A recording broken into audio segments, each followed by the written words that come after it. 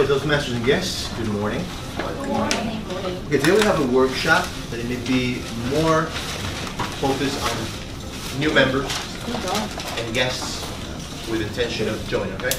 So we are in Toastmasters, like a worldwide organization, non-profit, that is intended to grow people for the best. I mean, there's many reasons why people join. Everybody has their own reasons. But there's a organization that was founded by Mr. Smith in 1924, a man with a vision. He saw the need of people having to communicate. Like a brief story about it.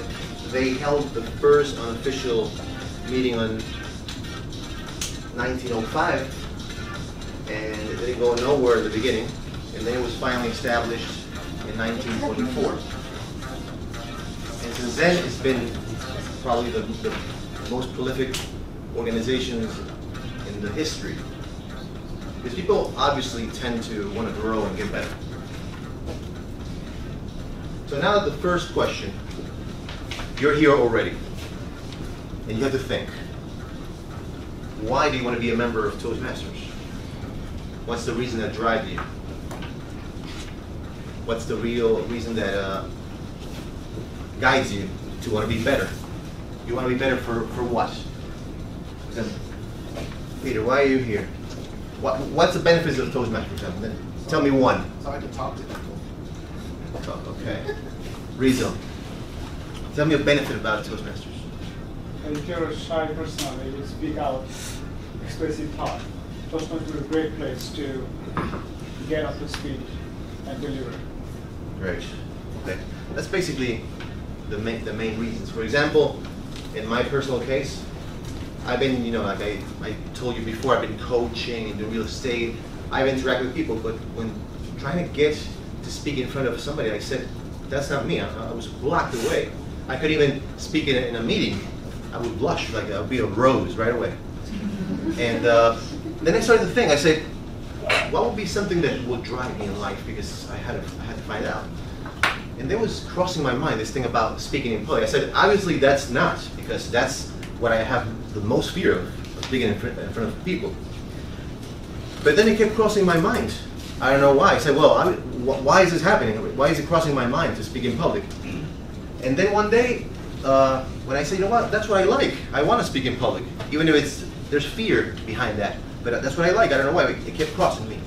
And then one day I get an invitation on Facebook, a man, and I accepted it, right? And then the guy said, hey, how are you? I'm the vice president of Toastmasters of I don't know where, I think in Chicago. I said, what is Toastmasters? Like a year and a half ago, probably. I joined just a year ago, exactly. And then when I found out what Toastmaster was, I said, wow, it's a public speaking place. When I was exactly debating if should I go and try to get better at this or not. Well, coincidence or not, I'm here and it actually helps. I feel a little more comfortable to be here. And that was my reason. Now, this is the structure of a club. You're a member, you're right here. Now there comes the club, us. We belong to areas, to divisions, districts, regions, and then there is Toastmaster International. And we're right here. This is our club, Queen's Best Toastmaster. Now I want to go over, for the new members especially, Queen's Best. Well, every club has a limited capacity, and I think it has a reason. It's an important reason that, for example, here we admit up to 45 as our cap. And this club in particular has the possibility to have hundreds of members. But is that a good thing? No, because imagine if we let here free admission. We would have like over 200 people, sure. When would you get a chance to speak? Can you imagine? Or to be a Toastmaster? So is that going to help you grow if you have to be in front here like every 6 months? Absolutely not. So there's a big reason, and even more reason that I don't know, why we have a limited capacity. So we are right now at the 45 member cap. But we're not sure who is renewing. So we will know better by September or October. We're going to know better who didn't want to renew. There's a few inactive members. So I believe there's a couple of members next on the list, like Elizabeth and Wei. Those are the very best next. Sorry. And this club has lots of memories. Founder Amelia Bad, been on the road for many years. Mark Laverne. Glad to hear. I'm not in any of these, but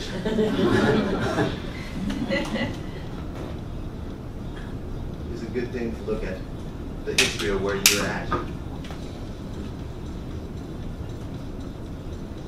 These walls could speak, huh?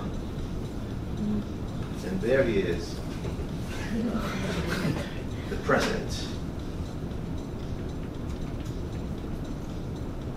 one of the last pictures. It all starts here. When you become a member, the first thing you receive over the email, over the mail, sorry, is the Competent Communicator book, which is, it says, communication. It's all about speeches. So this manual contains 10 speeches, 10 project speeches, okay? Who can tell me what the first one is? Icebreaker. Very good. Yeah, do your homework, huh? Okay, so it has 10, and I suggest from the very beginning, start to focus on what the project's going to ask you for. For example, the icebreaker, what is that about? Who can tell me what is that about? It's about yourself, right? It's about telling, for the club to know we're going to be here for the next several months or years, right? So you tell about yourself, like we have an icebreaker today, Yini, right? You're ready? Oh yeah, she is.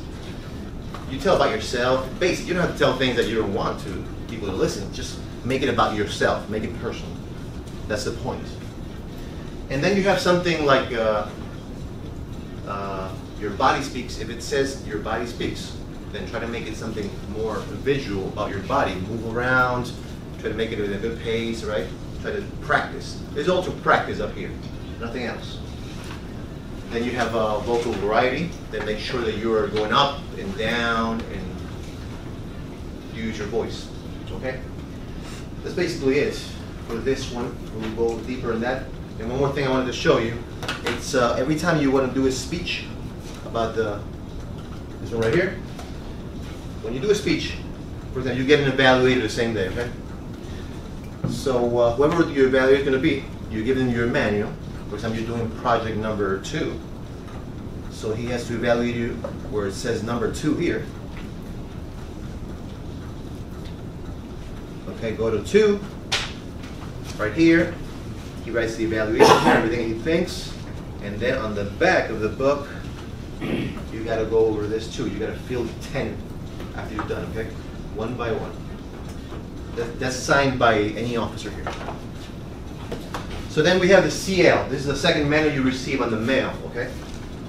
That's about the leadership track. That's about, for example, being a general evaluator, a Toastmaster, a table topics master. Who can tell me what a general evaluator is? Joan? What does a general evaluator do? Call the evaluator and summarize the whole meeting. Very good. Milton, what a Toastmaster does? Present The speakers, very good. That's also the track of the leadership, okay? This is the back of the CL manual. Now, you're going to see all the roles here, okay? There's like 45 total, right? But you need to complete all of them. Right here on the left side, you're going to say, for example, 3 out of 4. This is the one I did. Okay? So, for example, with 21 or 22 times that you sign up for a role, you can complete this. You don't have to go through the 45. Okay, make sure of that. Some people still don't know that. So, for example, you read here, 3 out of 4. So, out of these 4, you pick some 3, and always check what you need to complete on the back of the manual first. Okay? Second one says 2 out of 3. I did 2. This one says 3 out of 3. I did a 3. There's some here that says 1 chair and 2 other. I did 1 chair and 2 other. So make sure that you always, when you're going to sign up for a role, you know why you're doing it. Okay? Then go with the manual. Always check on the back. That's the whole point of it. And there's something called CL evaluations. For example, you do today an up counter, okay? Now you have to get some officer, usually is the assistant VP, in this case Jesse. If you're going to do any of these roles, and you need to get credit, because you need to get credit to finish this.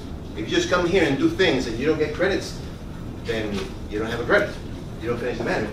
So Jesse's going to assign you somebody to evaluate you for the CL, okay? That's why make sure you always do that. And he doesn't have to be chasing you after your manual. So you make sure you bring it with you. This is how it looks like. The whole communication track. Okay? Like I said, you receive a CC manual and then a CL. What is next after CC?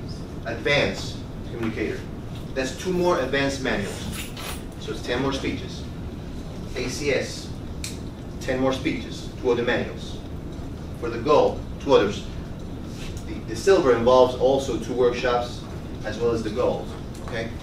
So all these are 40 total speeches. Then on the leadership track, you have the CO manual. Okay? What's next? The advanced leadership bronze. This is after being, I think it's being a 6 months officer, and I think it's also a workshop or 2. So you have to be an officer, 6 months at least. And then for the silver, you have to be, I think it's a whole term as an officer for the district, like an area director or a district director, something like that. And I probably has a couple of workshops more. And then you get the biggest of all, which is the DTM. Okay, which we have in this club 4, Amelia, Mark, Pauline, and Milton. We have 4 DTMs, so it's a big process. I mean, you may not even know. I just recently found out about all this. I'm around just getting over here. And once you know what it is, you know where you're going towards. You always have to know where you're going towards. So this should be your goal. Even if you don't have to be trying to be a public speaker. If you belong to a club, that must be one of the 5 or 6 most important things you're doing in your life right now. So why wouldn't you go all the way? Why would you take it lightly, right? These are one of the examples of advanced communicators. After you finish your CC, okay, the first 10 speeches, you're gonna have a choice to pick 2 advanced manuals. There's like around 15, probably there are 13 allowed in this club, because the other 2 are too long, 1 or 2. Something like the entertaining speaker. You can start looking at that. Yeah, something like speaking to inform. Every speech should be informative anyway. Persuasive. Now you can check these on the website and you can see that you can read these, what are the project speeches on each of them. Persuasive, you have a communication on video. Storytelling is very interesting. Reading. Now about speeches. Who can tell me when is the best time to think about your next speech or topic? When is the best time? All the time. As soon as the best time is as soon as you know you don't have a speech coming ahead, you should be thinking about it. I always tell people, if you give a speech, for example today, you should be thinking about the topic when you walk out the door today. Okay? Some people find it who finds it difficult to come up with a speech? Raise your hand. Honestly. Who finds it kind of tough? Right. But do you know the truth? You can come up with a topic in the next hour. If you just say, I'm going to come up with a topic in the next hour. It's not that complicated. Right, Peter? Correct. You can do that. I mean, you can take things out of your life. How many people make millions of dollars just by telling their story? Like public speaking. You say, oh, but he has an interesting story. We all have things that we can dig in our lives and make it a story, an empowering story if we want. Okay? Sometimes you're going to find out here after you came up here just to get confidence, and you start finding out because you're doing your best to come up with speeches. You say, well, I have interesting things, and you can put it in an interesting way and get people to be captivated by your story. There's gold behind you in your story. If you just look for it. That's the honest truth. If not, if you can't find anything at first, Well, think about something. Just look, we can make a speech about this right now. Right, Peter, tell us something about this. It looks like a plastic. I'm not sure if it's PVC or not. I don't think it should be leaking any plastic into the waters anymore because the government has kind of been cracking down on that kind of thing. So this looks like it's safe water bottles to drink from. And it looks like you can probably store relatively warm waters and not too hot, but probably meant for cold water. You got my point. I know you can keep speaking about this. Like you can make a speech about 7 minutes about this. Make a research about this, the history about this, who uses it, how many companies do this. I mean, there's so many things to do about anything. A paper cup. I can make a table topics about a paper cup right now, and go people talk about 1 or 2 minutes, and you can come up with something. And I've tried it with people, and people say, I don't know, a paper cup. What else? Well, it's for coffee, for water. Yeah, what else? And then you can come up with things. I mean, it's not that difficult to come up with topics. And the first thing, get involved in the club. That's the only way you're going to get out of whatever is blocking you, whatever are the limits that you feel. You just got to do it. And especially people that come late. I mean, it's very nice to come early here because you mingle, you chat with people, you get to know. You just don't come here just on time. The other day a member came and said, oh my God, it's 9:15. Oh, I thought it was 10:15. So what? Now we're going to close with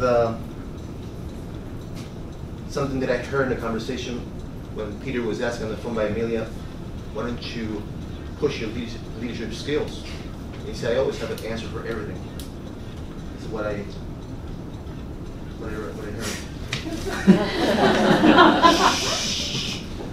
Thank you very much. And now, you can turn on the lights.